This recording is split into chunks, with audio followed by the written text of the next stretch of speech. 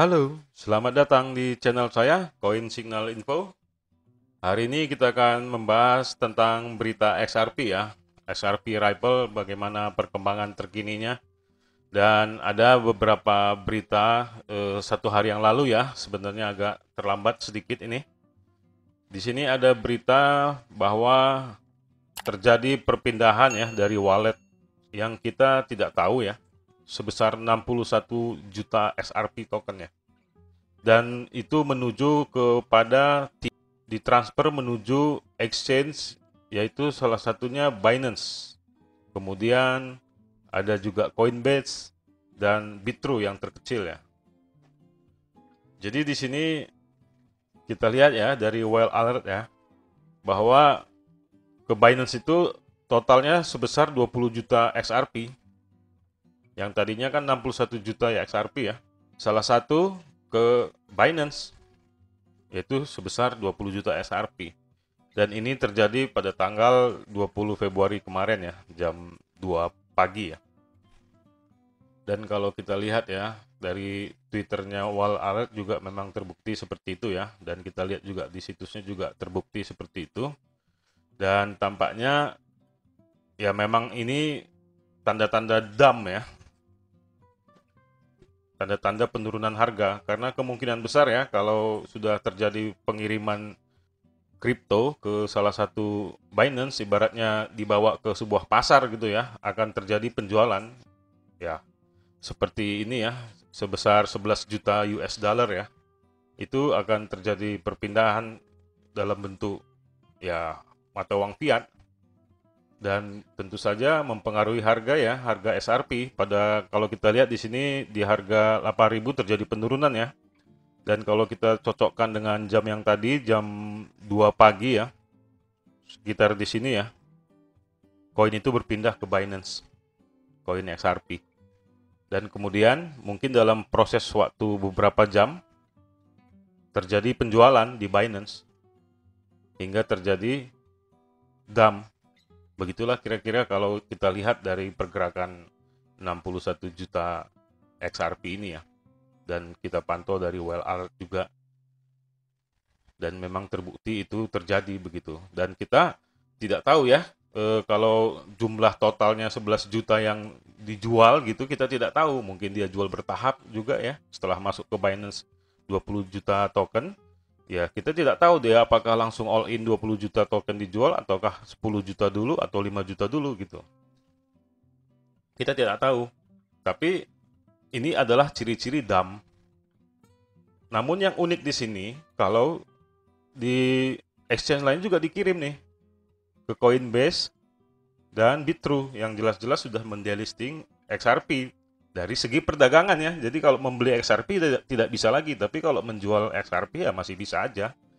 Nah itu juga akan mempengaruhi ya, tapi kita tidak tahu apakah dia sudah jual atau belum gitu. Tapi kalau kita lihat dari pergerakan harganya sih, tampaknya memang ada penjualan yang agak besar nih sebenarnya.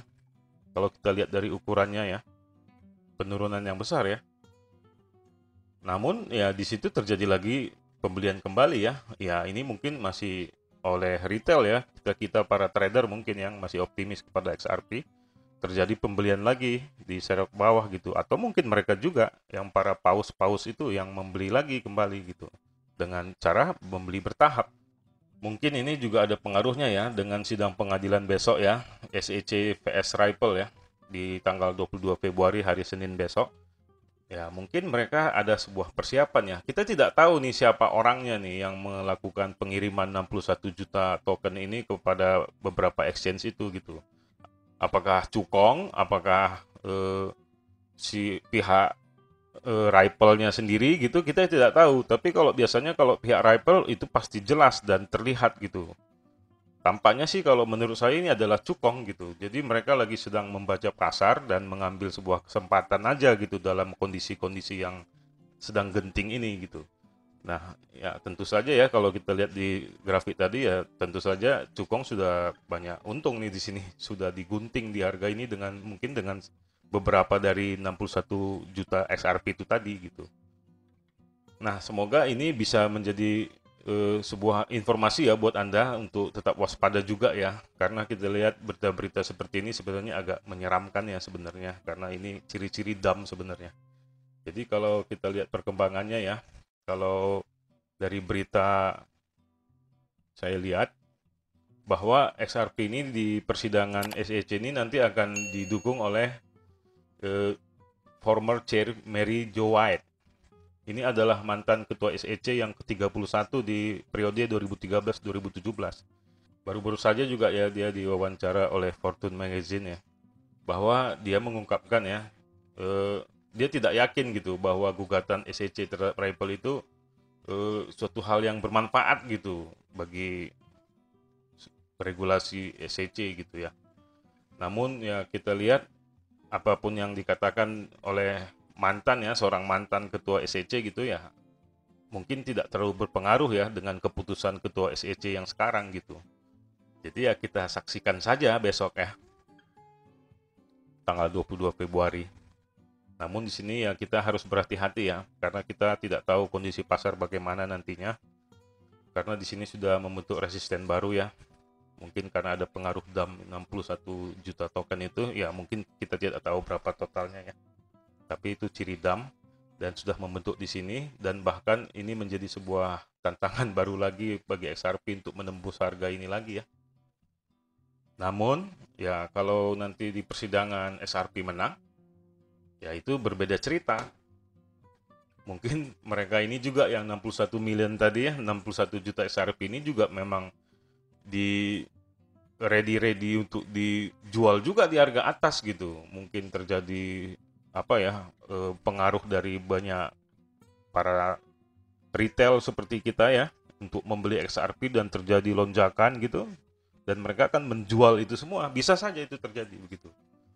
Bisa saja itu terjadi, umpamanya nanti XRP dinyatakan menang gitu ya, ataupun ada berita positif, karena belum tentu juga besok ini diketuk palu ya XRP menang gitu, SEC menang gitu, atau XRP kalah gitu, belum tentu juga gitu. Tapi ada nanti sebuah ciri-ciri berita positifnya begitu, dan akan terjadi lonjakan juga, dan itu mungkin bisa dimanfaatkan oleh cukong, karena beberapa retail kita ini kan merasa optimis ya, langsung buy gitu sehingga terjadi kenaikan yang signifikan. Kemudian mereka yang tadi sudah memindahkan 61 juta XRP ini ke 3 exchange besar itu, dan nanti pas di harga atas mereka jual lagi, dan terjadi anjlok juga besar-besaran. Nah, jadi kadang-kadang ya sebuah berita itu sebenarnya bisa dimanfaatkan oleh cukong, karena kita terpengaruh gitu. Namun kita bisa tetap waspada ya, mengambil posisi-posisi ya, kalau kita umpamanya merasa yakin gitu untuk menjual di harga 9.000 atau di 10.000 atau di 15.000 bahkan ya. Kita tidak tahu ya prediksi kita masing-masing ya. Ya, kita harus pintar-pintar begitu mengambil posisi sell. Jangan terlalu tinggi juga, mungkin nanti diolah-olah lagi gitu ya sampai benar-benar tuntas nih permasalahan SEC dengan Ripple gitu ya. Kita tidak tahu. Bisa juga nanti sampai ke harga 10.000 gitu. Dibantai lagi sama yang dana yang udah disiapkan ini ya di exchange itu gitu, dan terjadi dump lagi besar-besaran gitu kan. Jadi ya memang hal-hal inilah yang menggerakkan pergerakan grafik ini gitu. Sehingga kita harus tetap berhati-hati ya, dan jangan terlalu serakah juga gitu, dan jangan terlalu takut juga. Semoga ya informasi ini dapat menjadi sebuah keuntungan ya, dapat menjadi sebuah kesempatan gitu yang bisa Anda ambil dalam mengambil posisi buy atau sell gitu ya, atau dijual di mana gitu. Dan ya Anda harus memang mencari informasi ini terus dan mengikutinya, bagaimana kelanjutannya. Seperti well alert ini ya, yang selalu seperti saya bilang memang perlu dipelajarin, perlu diikutin gitu atas info-info yang terjadi gitu, pergerakannya, apakah akan terjadi dump, apakah terjadi pump gitu ya, seperti ini misalnya nih, transfer from FTX to Binance nih, tapi berbentuk USDT, kemungkinan terjadi pump, tapi kita tidak tahu koin apa gitu. Nah, seperti itulah ya kalau kita mau memantau ya. Jadi kita harus masuk ke FTX ini dan melihat volume apa yang tiba-tiba melonjak, ya cepat-cepat aja mengambil posisi buy. Itulah cara-cara membacanya ya, salah satu ya.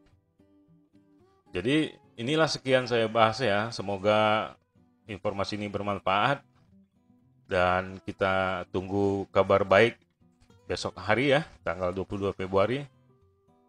Dan jangan lupa subscribe, share, tekan lonceng ya untuk mendapatkan informasi dan referensi lain, karena Anda tidak bisa mempercayai di satu informasi dan Anda harus mencari informasi lain seperti ke teman-teman dan keluarga terbaik Anda.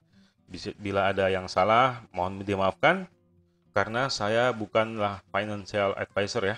Jadi bukan bisa dibilang konsultan keuangan pribadi Anda gitu. Jadi ya saya hanya mengulas, semoga ini bisa Anda terima dan bisa menjadi referensi juga untuk Anda mengambil konfirmasi keputusan Anda. Sekian saya ucapkan ya atas informasi ini. Salam profit.